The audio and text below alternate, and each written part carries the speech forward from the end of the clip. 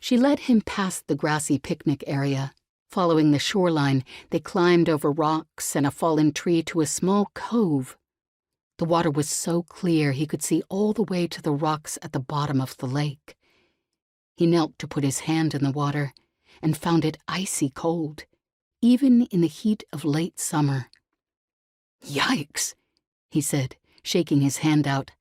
"How do you swim in that?" Wren giggled. "You get used to it.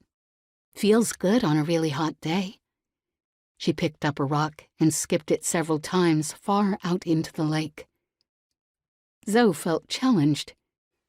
His fingers closed on a perfect skipping stone just as the nearby bushes shifted. He glared at them for a while, but nothing appeared. With little effort, he sent his rock skipping across the water, not nearly as far as Wren's. "Not bad." She looked like she was suppressing a grin of triumph. Her lifted mood had him casting about for something that would be even more fun. A pile of cedar bark gave him an idea. "Hey, you've got a great throwing arm," he said, collecting the bark and bringing it closer to the water's edge. "Do you think you could throw a piece of bark for me to light on fire?" Wren's eyes got wide. "Isn't that playing with magic? I thought that was forbidden." He couldn't resist rolling his eyes at that. "It's not playing, it's practicing. I need to practice."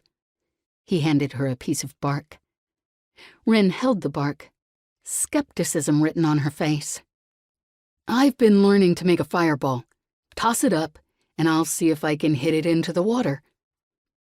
Zoe snapped his fingers, lighting them with fire. Wren was still giving him that look, but she tossed it into the air. Zoe pushed his fire out from his hands, but it barely left his hands before it curved down to the wet shore and extinguished. "Again," he said, tossing her another piece. This time when the bark went up into the air, he threw the fire with all his strength. It sailed underneath the bark and dropped into the lake. "Close," Wren said.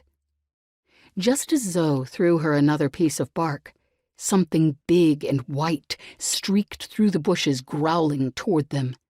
Zoe turned and fired flames at it.